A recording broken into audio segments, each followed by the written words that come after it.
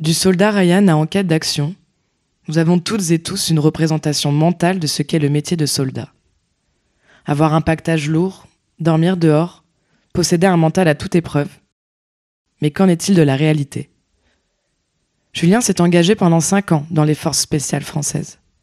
De sa formation à son départ pour le Moyen-Orient, il a occulté son identité, puis a découvert qui il était. Vous écoutez Dans l'ombre, un podcast présenté par Lucas Mahé et produit par Dype.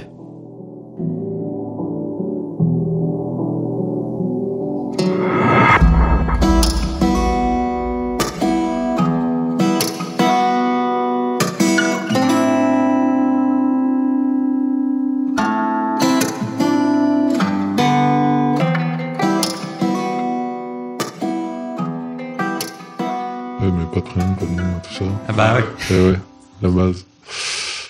Actuellement, j'ai 27 ans, je vais avoir 28 ans cette année. J'ai fait 5 ans dans les forces spéciales françaises. Il y a de ça quelques années maintenant, j'ai quitté il y a 3 ans. 3 ans quasiment jour pour jour. Et du coup, pendant ces 5 ans, j'ai pu apprendre beaucoup de choses, j'ai pu voir beaucoup de choses, faire tout un parcours un petit peu atypique. Et directement après l'adolescence, dès l'âge adulte. Donc voilà. C'est Quoi un parcours atypique ?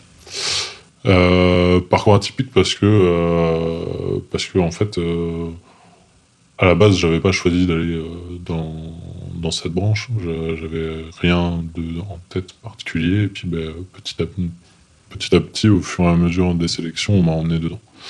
Et du coup, on sait pas vraiment ce qu'on va faire. Parce que c'est quelque chose qui est assez discret de base. Et du coup, on nous emmène et on découvre petit à petit, au fur et à mesure des étapes, ce que va devenir notre métier, notre vie, quoi. Depuis quand tu t'as voulu être militaire ? Alors, à la base, ça va peut-être vous faire rire, mais je voulais être garde champêtre. C'est beau, ouais. C'est trop bien les gardes champêtres. Ouais, c'était un peu un délire. Et en fait, j'ai appris que les gardes champêtres, ça n'existait plus vraiment, ou très peu. Il n'y en avait plus beaucoup. Ok. Et que ça avait surtout, les missions qu'ils avaient étaient remplacées par les gendarmes. C'est les gendarmes qui faisaient les missions des gardes champêtres à l'heure actuelle. Et donc, je m'étais intéressé au métier de la sécurité, la gendarmerie, la police, les pompiers, tout ça. J'avais fait Donc, on fait beaucoup de pompiers, énormément de cours en pompiers, puis d'immersion en pompiers, et puis un petit peu en gendarmerie, un petit peu en police. Et clairement, une fois arrivé dans la gendarmerie, j'ai compris que c'est pas du tout ce que je voulais faire. Pas du tout. C'est un métier qui est vraiment pas du tout comme l'image qu'on peut en avoir de l'extérieur. C'est un métier qui est, une fois à l'intérieur, ils n'ont pas de moyens, Ok. énormément d'administratifs. Quelle image j'en avais de l'extérieur ? Cette image de métier qui est très vivant, en fait. On a l'impression que quand on est gendarme, on se déplace, on va régler énormément de conflits, on va avoir cet aspect où on se met à disposition des autres pour apporter la sécurité. Ouais. Et une fois dedans en stage, pas trop, hein, on va pas se mentir. C'est un peu dramatique de le voir de l'intérieur. Le personnel est à bout en permanence. Ils sont en surmenage tout le temps. Il n'y a pas de moyens qui sont mis dans ce type de métier.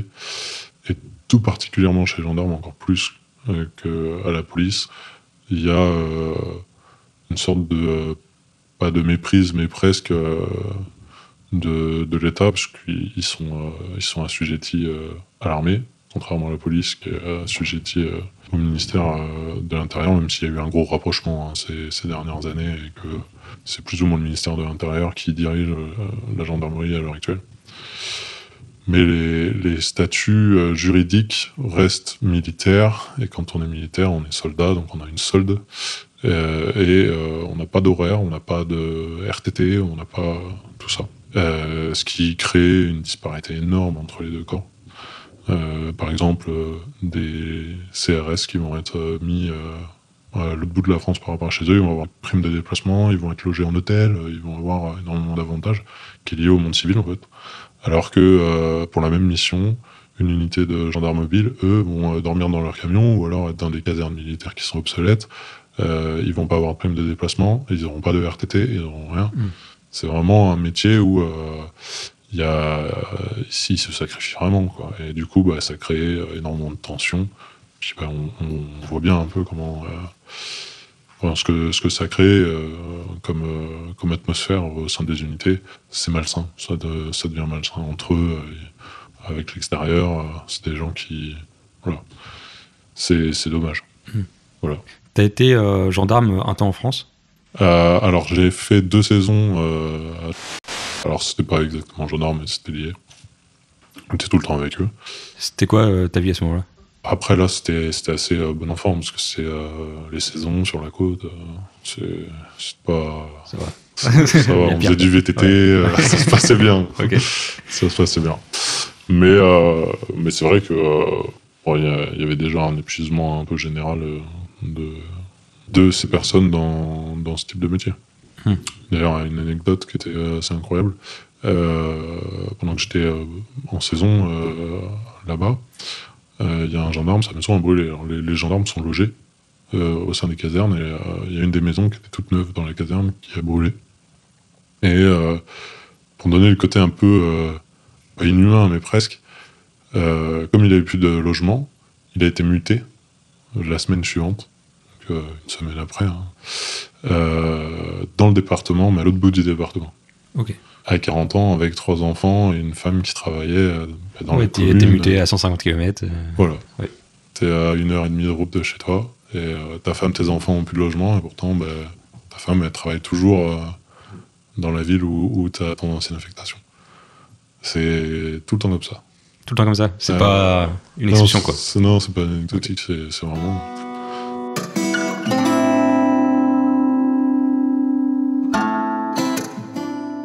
Donc voilà, j'ai dévié de la gendarmerie pour aller à l'armée. Je voulais quelque chose qui bouge un petit peu. J'étais jeune, J'avais envie d'action, tu vois. Envie d'action, c'est ça le moteur ? Ouais. Oui, c'est... en fait, le fait de s'engager dans l'armée plus que dans la gendarmerie, à ce moment-là, c'était vraiment le côté où j'allais partir à l'étranger, faire des choses vraiment hors du commun, découvrir des choses beaucoup plus intenses que ce qu'on peut avoir en France. Comment ça se passe ? T'as une formation ? Alors, le recrutement ? Ouais, par exemple, ouais. En fait, la première étape pour toute personne qui voudrait aller à l'armée, c'est d'aller dans un CERFA. Donc c'est un centre de recrutement, il y en a dans tous les départements, toutes les préfectures, voire toutes les sous-préfectures. Il y a un centre de recrutement où il y a, selon la taille de la ville, l'agglomération où on se trouve, il y a un bureau à peut-être 10 bureaux avec des militaires encore actifs, mais souvent des personnes qui ont fait une carrière plutôt longue, qui arrivent en fin de carrière et du coup qui vont dans le centre de recrutement.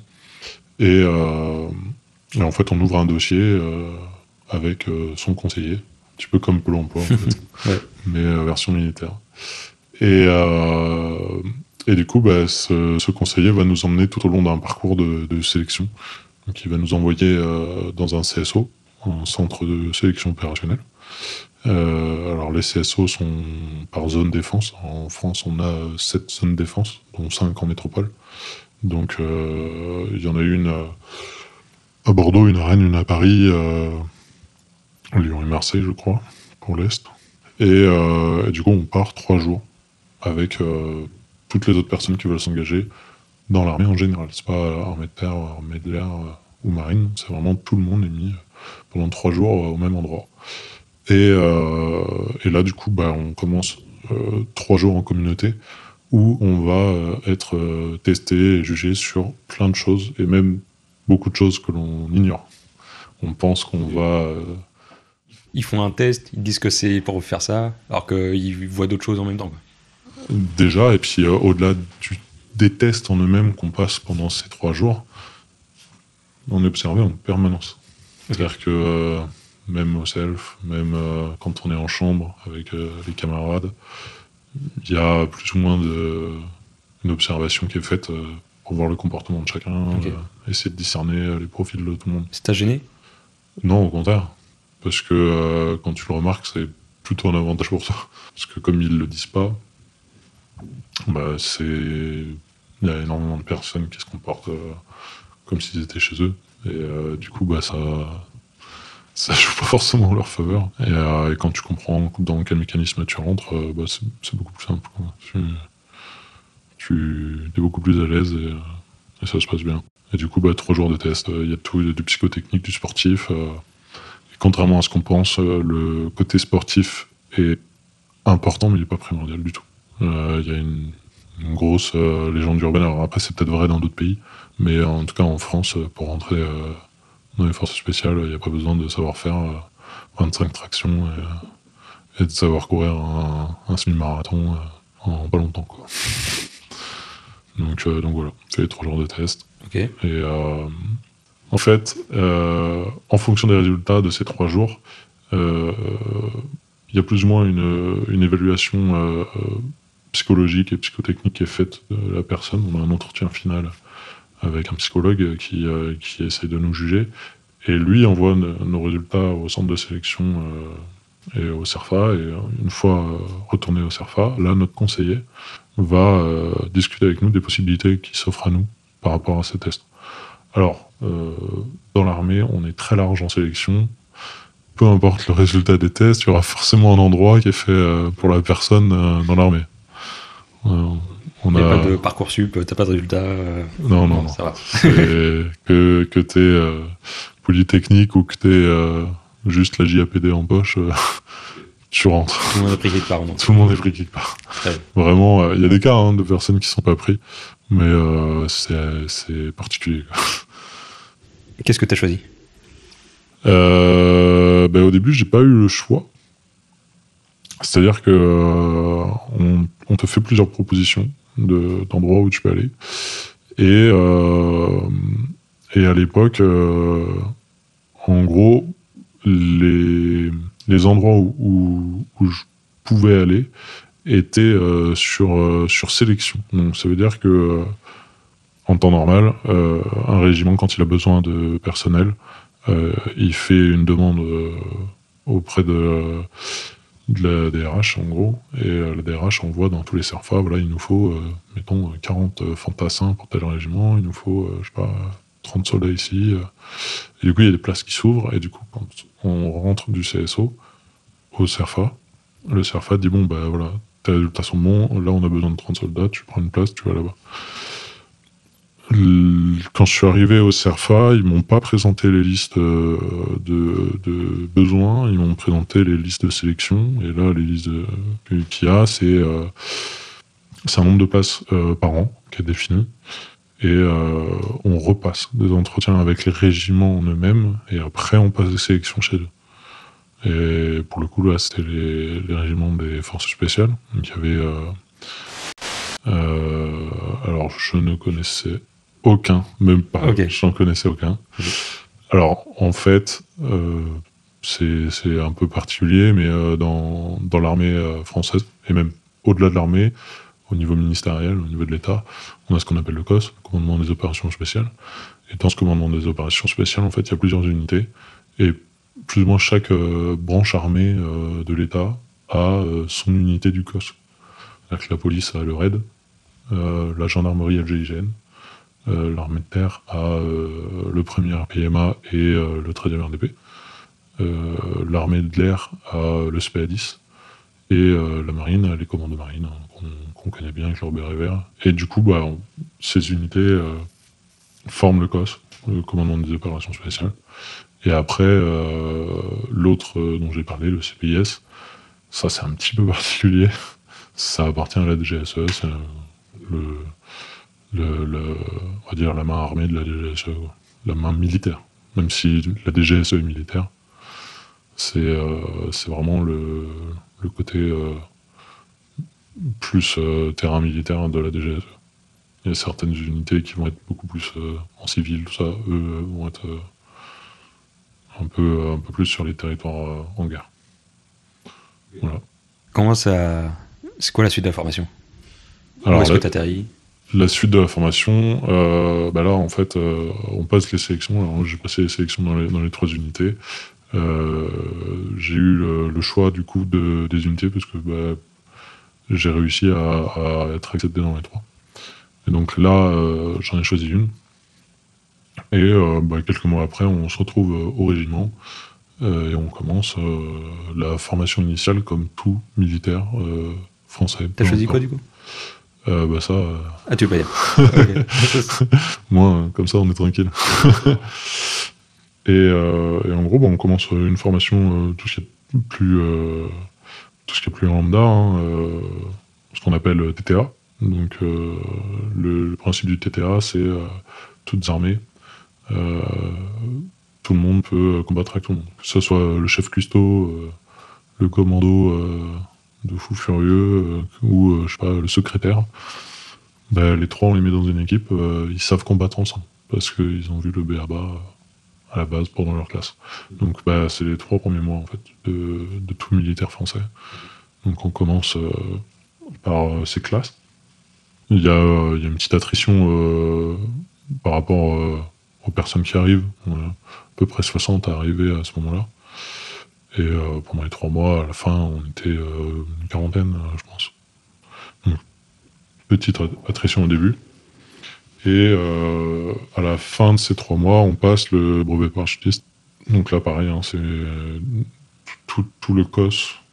Quoique le RAID, je sais pas. Si, je crois. Si. Mais tout le COS est parachutiste. Alors, il y a des petites exceptions, je pense au 4e RHFS, qui est le régiment d'hélicoptères de combat. Ils sont pas parachutistes. Ils conduisent des hélicos. et voilà. Donc on fait cette petite formation. Après, du coup, on revient dans nos régiments respectifs. Et à partir de ce moment-là, on se spécialise par rapport à ce que le régiment fait au sein du COS. Est-ce que déjà, à ce moment-là, ça te plaît plus ce que tu fais comparé à la gendarmerie? Ah oui, bien sûr. Ouais. Ah oui, là, t'es dans ton truc? Ah oui, rien à voir. Okay. Ah oui, je pense même que c'est une des meilleures parties, une meilleure période du cursus, parce que c'est vraiment le côté cohésion qui est incroyable. Et puis c'est une formation au-delà du technique, parce qu'on apprend du technique, mais c'est pas hyper poussé comme technique non plus. C'est vraiment le côté relationnel, le côté humain, il est incroyable. On découvre vraiment... je peux pas dire la vie, mais presque, on sort de l'adolescence, on est jeune adulte, et on arrive avec un uniforme. Ouais. Il n'y a plus de distinction sociale, il n'y a plus de distinction entre les personnes qui sont présentes. Et on passe 3-4 mois tous ensemble. En communauté, quoi. Ouais, et puis dans la formation, et c'est très voulu par l'armée, et ça c'est une chose qui est incroyable, on met en avant la cohésion beaucoup plus que le résultat. C'est-à-dire que quelqu'un qui a un bon résultat, mettons, on fait une course à pied, le mec fait un score incroyable, mais le gars s'arrête, prend sa bouteille d'eau et attend les autres, il va se faire détruire. Le mec, il a fait un bon résultat, c'est bien, il retourne en arrière, il va chercher ses collègues, il les aide, il les emmène à passer la ligne d'arrivée. Et jamais on s'arrête, on laisse quelqu'un derrière. Et au même titre que quand quelqu'un fait une connerie, c'est tout le monde qui trinque. Il y a pas, on laisse pas. C'est pas pour stigmatiser la personne. Il y en a beaucoup qui pensent ça, il y a beaucoup qui se disent machin il est nul, du coup on va le mettre en avant et puis on va le ridiculiser. Non. En fait c'est pour faire prendre conscience à tout le monde que quand on fait une erreur, déjà c'est le groupe qui trinque, et deuxièmement c'est pour faire comprendre au groupe que quand il y a une erreur, on balance pas. On camoufle. On garde le copain avec nous. On essaye de créer cette cohésion. Et même si on sait qu'on a quelqu'un qui va faire une connerie ou qui va être un peu faible ou autre, et ben on l'emmène avec nous. On le laisse pas tomber parce que sinon c'est nous qui trinquons en fait. C'est vraiment ça, c'est top. On l'apprend énormément à cette partie-là et ça permet derrière d'avoir des mecs très solides, quoi. C'est pas du tout le même état d'esprit. Un état beaucoup plus communautaire.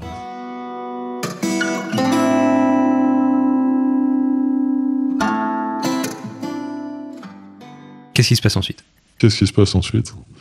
Et ben ensuite, ça devient dur. Là, il y a l'attrition après. Ok. Là, en fait, on commence une formation beaucoup plus spécialisée et on rentre dans la partie difficile physiquement au début, puis quand le physique a lâché, c'est le moral qui doit tenir. Quand le moral tient pas et que on tombe, et ben, voilà, c'est la persévérance et on rentre dans l'usure longue. On y va vraiment. Alors, c'est bien fait parce qu'on y va par étapes. Donc, tout ce qu'on fait, en fait, est une progression assez échelonnée, mais quand même très rapide. C'est-à-dire que on va pas envoyer quelqu'un avec un sac à dos de 80 kilos faire, je sais pas moi, 30 km comme ça en pleine nuit. Non. On va envoyer petit à petit les personnes faire 10 km, 20 km, 30 km, ainsi de suite. Tous les 2 soirs, 3 soirs, on va se débrouiller en fait pour que petit à petit tout le monde fasse des missions qui soient ultra complètes et très dures physiquement. Et c'est là qu'en fait on a l'attrition où il y a énormément de départs. Hein. Il y a beaucoup de gens qui se blessent, il y a beaucoup de gens qui abandonnent. Il y a vraiment un tri de fait, puis il y a aussi un état d'esprit qui s'installe, et par cet état d'esprit, il y a aussi une sélection naturelle qui se fait. C'est-à-dire qu'il y a des personnes qui n'arrivent pas à s'intégrer et qui sortent, non pas parce qu'ils sont blessés ou qu'ils n'arrivent pas à suivre, mais parce que ils s'intègrent mal au groupe. Toi, t'aimes bien être challengé comme ça? C'est en vrai, ouais, c'est motivant. Hein. Tu lâches rien parce que t'as un but, quoi. Tu vas chercher. Hein. C'est un peu cet esprit combattant qui est recherché. Ton but, c'est quoi à ce moment-là? De finir. Ouais. T'as une date. À ce moment-là, ouais, tu résistes. Tu résistes. T'as pas de deadline, t'as pas vraiment de date, t'as des surprises en permanence. Tu sais jamais vraiment quand est-ce que ça va finir. Et voilà, hein, chacun finit un step différent. Et il y en a qui continuent encore après, parce que une fois que la sélection est finie, qu'il reste une dizaine ou une quinzaine de personnes, on intègre ensuite les compagnies ou les escadrons selon l'arme. Et en fonction, au sein de ces compagnies, on peut encore grimper avec d'autres stages, on peut aller vers des métiers de plus en plus difficiles. Donc ça s'arrête jamais vraiment dans le régiment, mais déjà, si on arrive à franchir le premier step, il y a une reconnaissance de tout le monde, en fait, vis-à-vis de ça. Et puis voilà. Après, une fois que cette formation, qui est la partie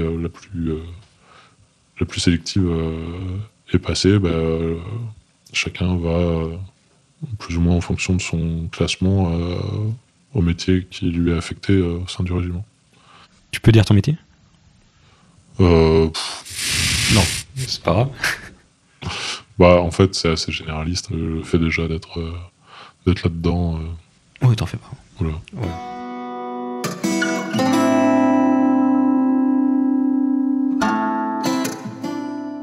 On quitte cette formation, on rentre en escadron, et au bout de quelques mois, on se spécialise sur 2-3 petites choses, et puis on est envoyé en mission.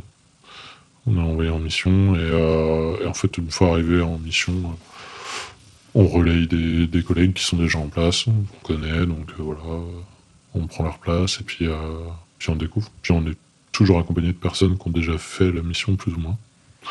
Donc on est en apprentissage, quoi. Okay. C'était quoi ta mission? C'était au Moyen-Orient, la première. Et notre objectif à ce moment-là, c'était de lutter en fait contre tout ce qui était un peu francophonie au sein de tous les groupes terroristes qu'il pouvait y avoir sur place, quoi. Donc on allait chercher les méchants, mais qui parlent français, quoi. C'était quoi ton quotidien à ce moment-là? En fait, il n'y a pas vraiment de routine parce que ça change tous les jours. Hein. D'ailleurs, il n'y a pas vraiment on peut pas vraiment dire à ce moment-là, on se lève à telle heure, ainsi de suite et compagnie, parce que en fait, il y a une semaine, on arrive, on passe 2 jours sur tel site, après, hop, on bascule, pendant 3-4 jours, on va être sur le terrain, on va bosser jour et nuit, hein. Il n'y a pas de week-end, il n'y a pas vraiment de nuit, il n'y a pas de... C'est pas comme un boulot en France où on a des horaires et puis on vient aux horaires et puis on mange à midi. Et puis voilà. Là, on est sur un territoire en guerre. Il y a plein de choses qui peuvent à tout moment changer. Donc, il n'y a pas vraiment de quotidien en soi. Il y a une direction qui va nous donner des objectifs et après, c'est les cadres de l'équipe qui vont décider de ce qu'on fait. À quel moment. Et après, nous, on a notre mission, notre technicité. Hein. On est là pour un point technique parce qu'on est un agent, en fait, qui a une connaissance technique qu'il doit exploiter sur le terrain. Donc, nous, on applique ce qu'on nous a appris à faire. Comment tes proches, quand tu leur annonces et comment... Personne ne le sait. Personne ne sait. Non. On dit pas où on va, on fait pas ça. Ok. Tu dis juste tu pars, ouais. C'est tout. Ok. Ouais, mais moi j'étais même du style à même pas dire que je partais, pas forcément, tout le monde n'était pas au courant. Parce que déjà, le fait d'être au régiment en France, on voit peu nos parents du coup, parce que on n'est pas à côté d'eux. Puis on passe plusieurs mois sans qu'ils s'en rendent compte. Puis on reçoit un message au bout de 3-4 mois. Puis on répond simplement qu'on est en exercice ou voilà. Ça sert à rien d'inquiéter. On a le droit de dire qu'on est en mission. Mais le faire... ça inquiète plus les gens qu'autre chose. C'est quelque chose en plus à gérer, alors que juste dire qu'on est en exercice. Et toi, personnellement, comment tu gérais cette distance ? Bon, bien. Ouais, ça te gênait pas, quoi. Non. Ok, tant mieux. Non, oui. Après, je pense que tout le monde... Hein, il y en a peu qui le géraient mal. Moi, j'en ai jamais connu. Il y a une grosse capacité de rebond chez les gens qui font ces métiers. Et généralement, le côté affectif, c'est pas à l'ordre du jour quand on part en mission. On l'a dans des moments où c'est difficile parce qu'on perd un collègue, parce qu'il y a un problème en France ou autre, forcément. On a tous eu des misères à gérer à distance ou à gérer sur place qui est découlé sur la France. Mais c'est vrai que ça, c'est pas... Quand on a 20 ans... Ouais.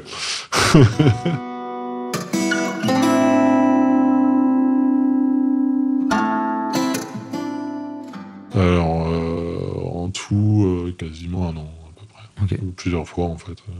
Plusieurs missions cumulées, ça fait quasiment 1 an. C'est quoi les moments les plus marquants de cette année ?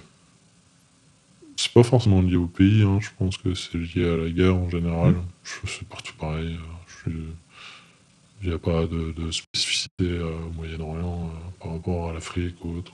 Tu peux m'expliquer parce que moi j'ai jamais fait la guerre. Ah ouais, t'as jamais fait la guerre. Déjà, je pense que comme un peu dans tout, il y a quelque chose qui m'a frappé, et avant même d'aller en mission, c'est la ressemblance frappante entre tout ce qui est tout ce qu'on connaît via le culturel, via les films, via les séries ou autres, et la réalité des choses. C'est-à-dire que quand on rentre la première fois dans un avion militaire, qu'on va sauter en parachute et compagnie, mais c'est exactement comme dans les films, quoi. T'arrives, tu fais waouh. T'as la carlingue de l'avion qui s'ouvre, t'as des filets sur les côtés, tu t'accroches au truc, tu sautes, c'est pareil, il n'y a aucune différence. Et tu prends conscience que en fait, tout ce qui est fiction est plus ou moins quand même tiré de la réalité, quoi. Même si on invente des histoires, même si on invente des scénarios et compagnie, les actions qui sont faites, qui est tourné et compagnie, c'est plus ou moins lié à quelque chose qui existe vraiment. Et quand on arrive et qu'on commence à être en mission, au final, on retrouve ce sentiment. C'est comme dans les films. Là, c'est pareil. bossait avec d'autres pays, on se disait, tiens, c'est marrant, c'est exactement comme ce que j'imagine, ou ce que j'ai pu voir à la télé. Ouais. Tu savais ce qui t'attendait et c'est ce que t'as eu, quoi. Ouais, c'est ça. Clairement, tu vois le truc en vrai, quoi. C'est impressionnant parce que c'est réel. Tu fais que tu découvres quelque chose de nouveau, tu l'as déjà plus ou moins vu dans des films et compagnie, tu arrives, ça se passe exactement comme ça. Très rapidement, tu prends le pli et ça devient une habitude. Ça devient ton quotidien, ton lot quotidien. Et du coup, il y a une désacralisation totale de l'environnement dans lequel t'es. Tu vois, je pense que tu emmènes quelqu'un, on prend un ministre qui a emmené sur un territoire en guerre pendant 2 ou 3 jours, pour lui, il va vraiment vivre quelque chose de hors du commun, alors que tu prends le militaire qui a fait les mêmes 3 jours, pour lui, c'est le lot quotidien, quoi. T'es tout le temps armé, avec de l'explosif sur toi, Okay. des choses qui peuvent paraître, même en France, même au régiment, un peu voilà, faut faire attention, c'est dangereux, quoi. Quand t'as un pistolet au régiment ou autre, t'es beaucoup plus réglementé, suivi. En mission, c'est... Normal. T'en as 4 sur toi. Ouais.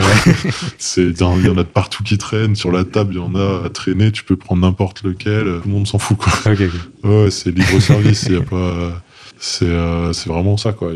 Quand on rentre dans les maisons, il y a des casiers où tout le monde pose son armement. Mais il n'y a pas de sécu, rien. Les balles, elles sont toutes chargées, tu prends n'importe quel flingue. Il y a une confiance totale entre tout le monde parce que voilà, on est là dans un cadre professionnel. Donc, ouais, en France, tu l'as pas. Et du coup, une fois que tu as passé 2, 3, 4 jours comme ça, c'est normal pour tout le monde. Il y a des jours plus difficiles que d'autres? Ouais, forcément. Forcément, tu as des périodes. Alors, déjà, bon. Outre le fait que des fois il y a des drames, il y a aussi le fait que des fois il y a beaucoup d'intensité dans le combat ou dans le quotidien, alors qu'il y a d'autres périodes où volontairement il n'y en a pas du tout. Parce que on attend quelque chose de précis, parce que on a plus ou moins une information qui vient de quelque part qui nous dit qu'il faut attendre 3-4 jours tranquillement parce qu'il va se passer quelque chose ou autre. Du coup, c'est des périodes qui sont beaucoup plus lentes et qui permettent de se reposer un peu, qui sont un peu régénératrices, quoi. Et alors que des fois, pendant 2 mois, c'est non-stop, on se couche à 2 heures, on se lève à 5 heures, on mange mal, on est sur la route. C'est vraiment des périodes qui sont complètement différentes, et oui, il y en a qui sont beaucoup plus faciles à vivre que d'autres. Et puis après, oui, forcément, il y a les accidents, et les blessés, les décès, tout ça, où là, forcément, ça affecte énormément toutes les troupes qui sont sur place, quoi. Et toi, comment tu le vis? Moi, j'étais très jeune, donc c'était très particulier, hein. Quand t'as 20 ans, que tu t'es confronté à ça, tu captes pas trop, quoi. Les collègues qui étaient beaucoup plus anciens, qui eux ont eu cette capacité, tu vois, de pas traiter l'information comme le traiterait quelqu'un de normal. On va dire, ils traitent l'information, il y a quelqu'un qui est décédé, c'est quelqu'un qu'ils connaissent depuis des années. Ils sont tout de suite dans l'action pour pouvoir traiter le problème, en fait. Et alors que quand t'es jeune, que tu découvres tout ça, toi, tous tes potes qui sont partis en mission, ils sont revenus, pour toi, tu pars en mission, tu vas revenir, quoi. Et en fait, tu t'aperçois que non, il y en a qui reviennent pas, quoi. Sauf que, même s'il y a des monuments aux morts, même s'il y a des cérémonies, même s'il y a beaucoup de choses, on a quand même tendance à oublier très vite les personnes qui partent. Ouais. Ils font pas partie de notre quotidien, quoi. Ils font partie éventuellement de l'annuel, parce que on va célébrer la date anniversaire, tout ça. Mais c'est pas des gens avec qui on traite au quotidien puisqu'ils sont partis. Donc on les oublie très vite, quoi. Même s'il reste toujours un petit coin, dans un petit coin de la tête. C'est quelque chose qu'on met de côté. Voilà.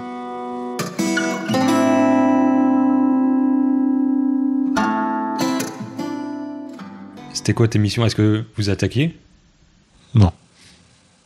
On n'attaquait pas, tout simplement parce que c'était pas notre rôle. On était sur des missions où, justement, on devait trouver où étaient les personnes qui nous gênaient. Et en l'occurrence, après, c'était d'autres forces qui traitaient le sujet. Là-bas, au Moyen-Orient, c'était beaucoup de frappes aériennes, énormément de frappes aériennes.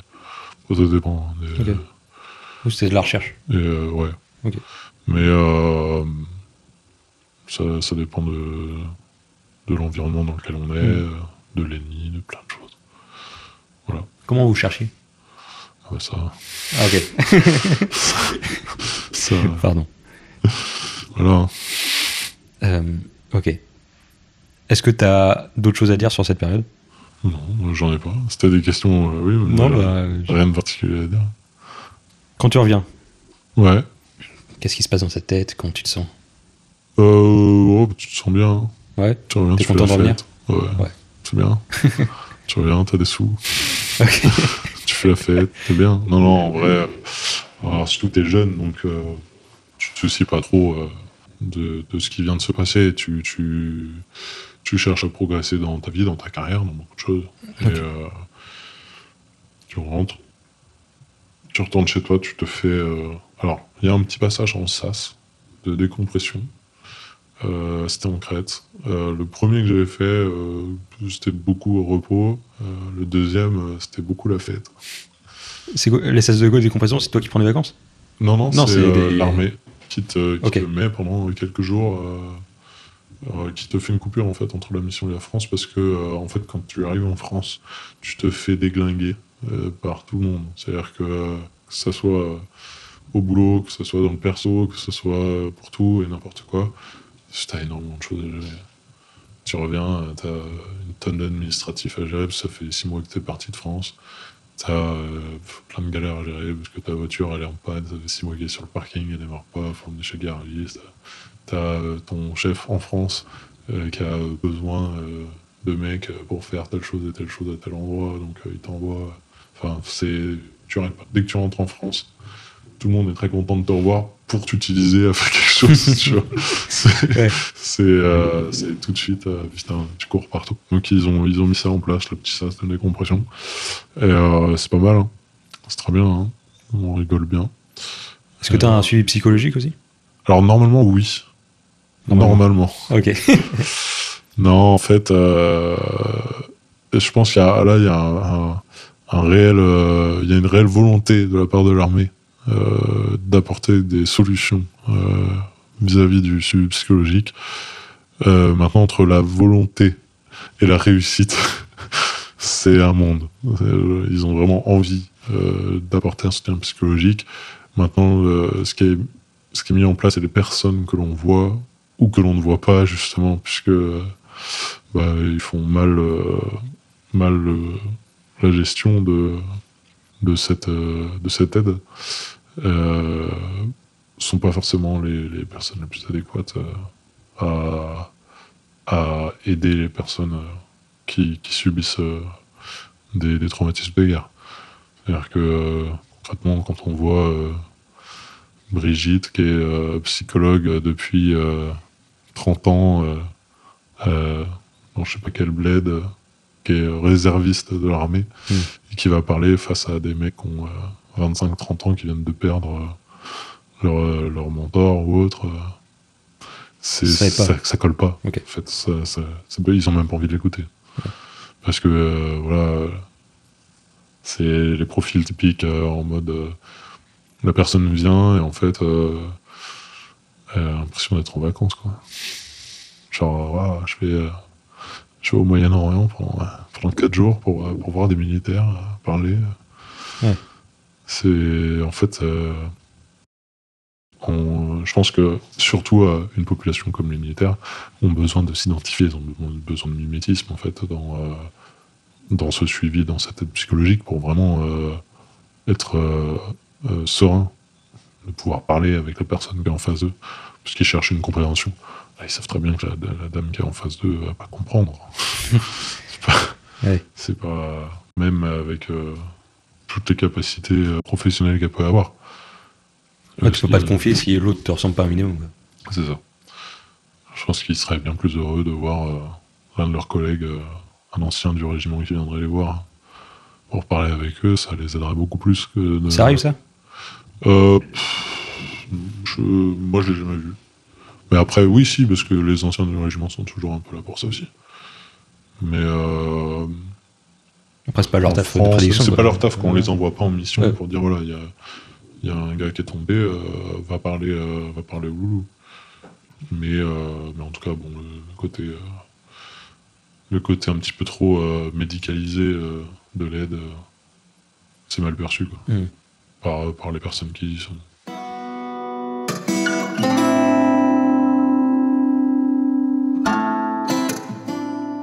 Donc je suis parti plusieurs fois, je suis revenu. Voilà, après, Toujours en Moyen-Orient.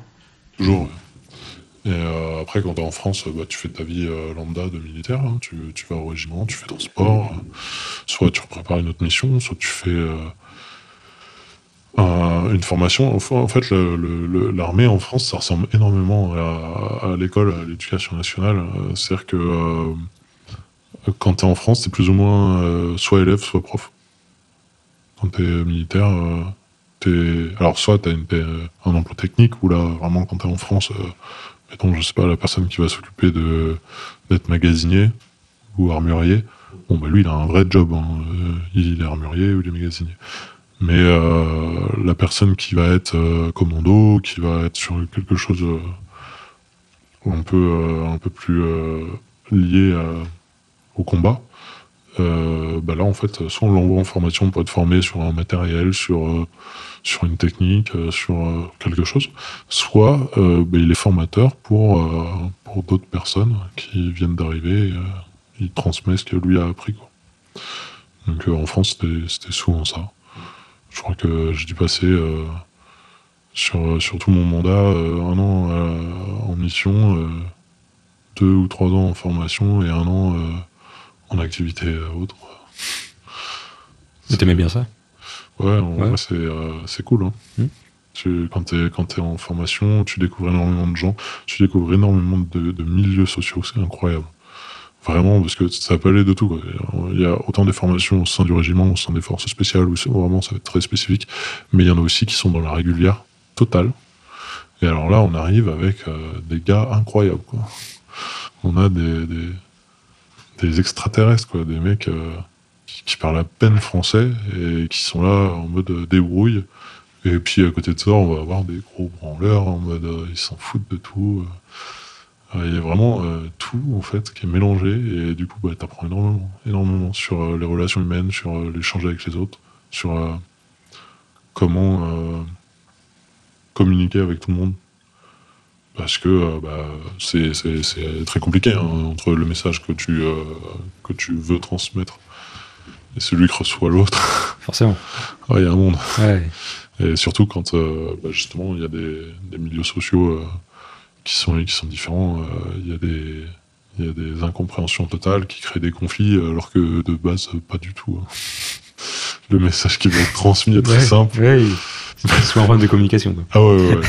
On a vu des chaises volées, des vitres cassées pour des incompréhensions de bonjour. Quoi. Ouais. C'est assez fou. Mais du coup, bah, c'est hyper enrichissant de ce point de vue-là, parce que bah, très jeune, on est confronté à ça, et du coup, bah, pour le reste de notre vie, on a une vision plus globale de la société, et ça c'est cool, c'est vraiment super. Il y a d'autres leçons que tu tires, ou savoir-faire, savoir-vivre, que tu tires de ces années? Ouais, bien sûr. Ouais. Oh, oui, je pense que c'est la meilleure école qui existe pour ça. En très peu de temps, on apprend énormément sur ce qui nous entoure. Je pense que c'est le dernier système, l'armée, en tout cas en France, où il n'y a pas de règles au niveau justement de ce jeu social, c'est-à-dire que t'as pas de bac, t'as pas de brevet, t'es issu d'une famille ultra pauvre, tu rentres à l'armée, tu peux finir colonel. Tu verras jamais ça en médecine, tu verras jamais ça en école de commerce, tu verras jamais un mec qui a raté sa JAPD devenir un grand chirurgien, tu vois. C'est impossible. À l'armée, c'est possible. Parce qu'il va être formé, parce qu'il va être suivi, parce que on le met dans quelque chose. Il y a un suivi qui est énorme. C'est hyper social, l'armée. On pourrait croire l'inverse de l'extérieur, mais ne serait-ce que sur la rémunération. Un brigadier chef ou un caporal chef, c'est vraiment on va dire les militaires du rang qui ont 5-6 ans de service. Donc, c'est pas quelqu'un qui est hyper gradé. Qui va avoir 3 gamins et qui va être marié, va mieux gagner sa vie que son supérieur de 4 grades au-dessus. Parce qu'il est marié, parce qu'il a 3 enfants. Et du coup, l'armée va le rémunérer en fonction de ça. Ok. Alors oui, il y aura un indice par rapport à son grade. C'est-à-dire que si son supérieur a la même situation que lui, le supérieur gagne plus. Mais déjà, la différence sera pas énorme. C'est pas... Le supérieur va pas gagner 4 000 euros de plus. Là, il y a peu de gens qui gagnent 4 000 euros à l'armée.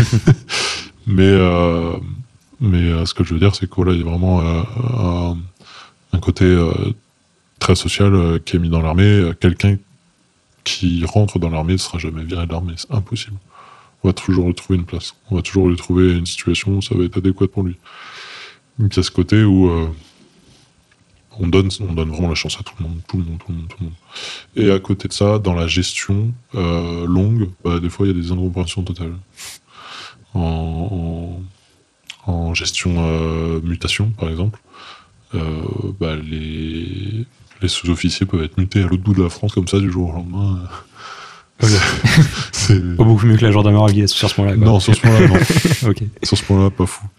Quoique, l'avantage, c'est qu'il y a des militaires du rang dans l'armée, et les militaires du rang ne sont pas mutables. C'est-à-dire qu'un militaire du rang choisit son régiment, et s'il décide de rester, il reste. Les sous-off, eux, sont assujettis à la mobilité. Dans la gendarmerie, il n'y a que des sous-officiers. On commence sous-officier. Enfin, on peut être l'équivalent de militaire du rang, mais c'est des contrats d'1 an renouvelables 5 fois. Donc c'est des contrats un peu précaires qui sont pas possibles sur une carrière complète. Donc grand maximum au bout de la 6e année. Si vous êtes gendarme au bout de 6 ans, vous êtes forcément sous-off. Donc forcément mutable. Ce qui n'est pas le cas dans l'armée de terre.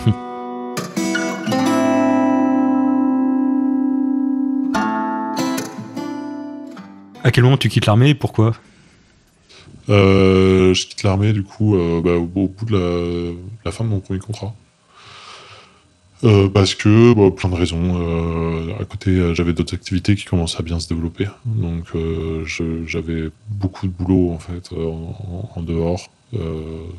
D'ailleurs, ça fait partie des interdictions de l'armée. On n'a pas le droit d'avoir un autre métier qu'être militaire. Donc au stade où j'en étais rendu, j'étais pas encore dans l'interdiction, j'étais encore considéré comme particulier, pas comme professionnel. Donc ça allait, mais ça a débordé très vite. Et puis en fait, soit je continuais l'armée, et du coup je devais me mettre plus ou moins en stand-by avec mes activités à côté, et soit je quittais l'armée et puis je reprenais mes activités. Et cumulé au fait que en fait on se projette un petit peu, on commence à regarder un peu les collègues qui sont un peu plus anciens, qui sont restés, on regarde un peu leur parcours, ce qu'ils ont fait, où ils en sont rendus, et bon globalement ça donne pas hyper envie, pas se mentir, les militaires qui ont 40, 45 ans, 50 ans, y a énormément de problèmes familiaux, de problèmes sur plein de sujets. Alors après il y a des mecs impeccables, mais toi, c'était pas ton envie, quoi. Non, parce que même les mecs qui paraissent de l'extérieur épanouis et puis bien dans leur peau, ils cachent tous une casserole en fait qui s'est passée dans leur vie à cause de l'armée, tous. Donc non, ça me donnait pas envie de continuer. J'aspirais à découvrir de nouvelles choses. Je pense que 5 ans, c'est génial, parce que... T'as pris ce que t'avais à apprendre. Ouais, c'est ça. Tu prends comme un master, quoi, en vie. Ouais. C'est master en vie. Tu le prends, t'es là, tu sors de ça, t'as toutes les portes qui sont ouvertes dans le milieu civil, parce que c'est un CV qui en jette, donc... tu peux être pris n'importe où, t'as des propositions de job, il y a des trucs aberrants, genre vraiment des propositions de CDI, 2 fois le salaire d'un médecin. Après, faut voir l'éthique. Voilà. Parce que c'est souvent des jobs qui sont en lien avec le milieu de la défense. Il n'y a pas que des trucs top. En général, plus on est payé, moins c'est éthique. Ouais. Clairement. Mais sans aller dans l'extrême, sans parler de ces jobs qui sont vraiment très particuliers, on a des propositions déjà très correctes dans le milieu commercial, dans le milieu du management, tout ça, parce que les profils militaires, surtout sortant d'unités comme celle-ci, sont recherchés. Oui. Il y a une résistance, que ce soit psychologique, que ce soit morale, que ce soit au niveau des horaires, la Ouais, puis à flexibilité. vivre en communauté pendant 5 ans, C'est ça. forcément, c'est ce que tu disais. C'est là où tu as le plus appris, c'est sur le social. Quoi. Ah ouais, complètement. Ah ouais, c'est vraiment sur les relations humaines. Ça veut pas dire que je suis bon en relations humaines à l'heure actuelle. J'ai Ok. beaucoup de soucis justement là-dessus, et à cause de l'armée, hein, clairement. Parce que en fait, on est un peu dans une bulle, dans une autarcie. Hein. À l'armée, c'est très particulier parce que on est avec énormément de milieux sociaux, énormément de personnes, mais on est quand même globalement qu'avec des garçons qui sont plus ou moins avec un point commun. Oui. Parce que quand on s'engage à l'armée, on passe les portes d'un CERFA, on a plus ou moins tous un point commun qui est celui de vouloir faire quelque chose, quoi. D'avoir cette envie de se donner dans quelque chose, donner un but, un sens à sa vie. Et puis après, il y a le moule de l'armée qui fait que tout le monde a une direction. Donc quand on vient dans le milieu civil et qu'on essaie de gérer des gens comme on le fait à l'armée, ça marche pas trop, hein, Ouais. on va pas se mentir. La gestion des horaires, tout ça, cette incompréhension. Mais ça va. Ah, la réponse, je pense, c'est positive, mais est-ce que tu y retournerais? Est-ce que tu referais tout ce que... Alors là, maintenant, non. Non. Non. Mais à 20 ans. Voilà, à 20 ans, bien sûr. Ok. À 20 ans, bien sûr, je le referai sans hésiter, hein, bien sûr. Je dis non là maintenant parce que voilà, hein, j'approche de la trentaine et j'ai plus du tout la même forme. Surtout après être passé 5 ans dans cette magnifique aventure. Hein. Mais c'est vrai que ouais, je comprends que à rester longtemps, les gars soient usés, quoi. D'ailleurs, je comprends tout à fait. Il y a quelque chose qui, je trouve vraiment dommage, qui a été retiré, c'est la retraite des militaires, qui était avant 15 ans, plus de 15 ans de carrière.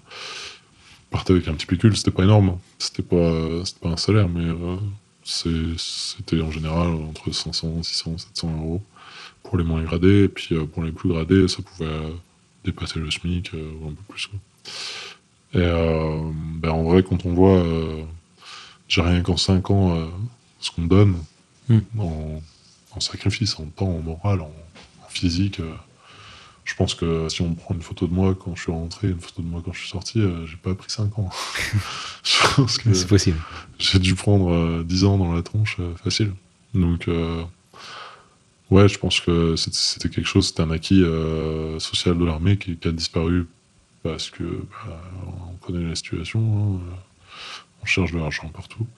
Donc là, ils sont passés à 21, puis ils sont en train de repousser à 25, et puis l'idée, c'est plus ou moins à terme d'avoir une jouissance décalée, c'est-à-dire qu'on ferait les 21 ou les 25 ans, on ne sait pas encore, et on toucherait la retraite qu'à 60 et quelques. Donc c'est dommage, parce que quand on voit comment se donnent les mecs, et en plus ils ont envie, ils le font, c'est triste. Mais en vrai,